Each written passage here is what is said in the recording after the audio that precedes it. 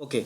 तो जैसे मान लीजिए कि डेटा टाइप्स में हम बात कर रहे थे, तो डेटा टाइप्स में अगर हम मान लीजिए ए की वैल्यू मैंने 10 दिया और अगर मुझे इसका टाइप पता करना हो तो टाइप आपका क्या है, 10।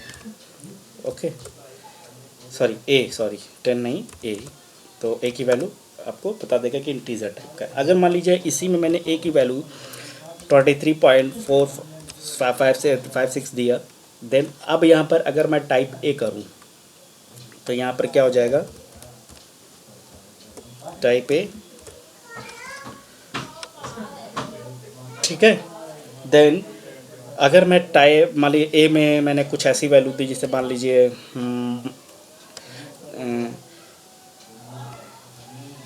ओ एक्स एंड 490, ठीक है। ओ सॉरी, नॉट डिफाइन,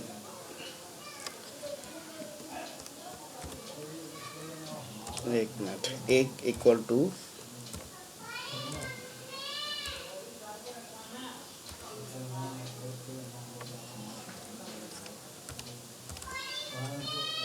अब ए का नेचर अगर मैंने टाइप ए पता किया,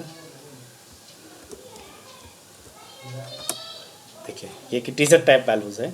तो एक्चुअली क्या, इंटीजर को भी कई कैटेगरीज में बांटा गया है। जैसे इंटीजर ऑक्टल नंबर हुआ तो भी एक इंटीजर है, बट वहाँ पर उसका बेस अलग होता है हैं। 0101 एक बाइनरी नंबर्स है, तो क्या है कि उसको बाइनरी में डिवाइड किया गया है, ठीक है। तो इस तरीके से आप, अब जैसे मान लीजिए अगर आपके पास मान लीजिए कोई कॉम्प्लेक्स नंबर है, तो जैसे मैंने ए की वैल्यू दिया 3+455, सॉरी यहाँ पर अगर मैंने मान लो वैल्यू दिया यहाँ पर just A equal to 32.3 plus E18, ठीक।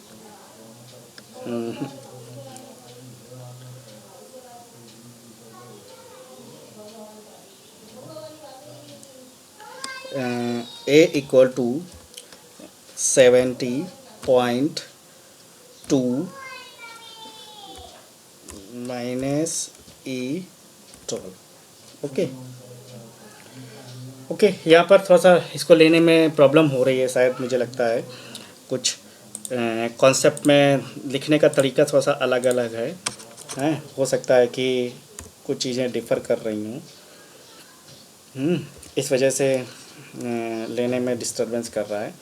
बट हम इसी तरह से आप मतलब चाहे फ्लोट नंबर हो चाहे कॉम्प्लेक्स नंबर हो, ठीक है। कॉम्प्लेक्स नंबर मतलब मान लीजिए जैसे A equal to 3E and the plus 26 and J, अलग अलग हो सकता है कि कहीं पर, ठीक है, वैल्यूज़ को अलग अलग, जैसे यहाँ पर सही हो गया 3E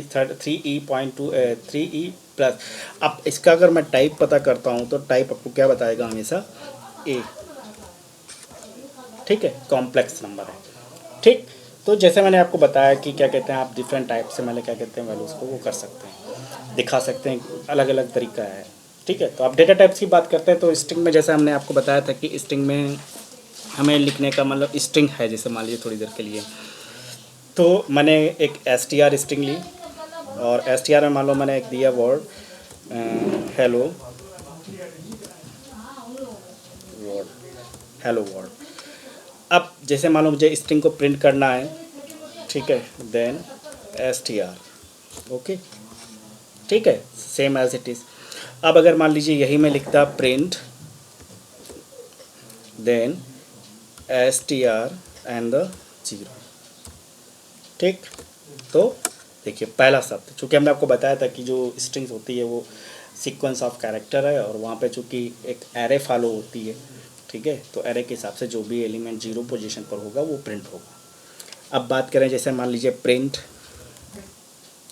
और मैंने दिया str। अब यहाँ पे स्लाइसिंग ब्लेसिंग्स भी का इस्तेमाल कर सकते हैं, 2:5, यानी 3 से लेकर 5 तक के लेटर्स प्रिंट होंगे, ओके। देखिए 3 से लेकर 5, 0 1, ठीक है, और 2, तो L, ठीक है, LLO, ओके। तो अब जैसे मान लीजिए कि अगर मैंने यहाँ पे दिया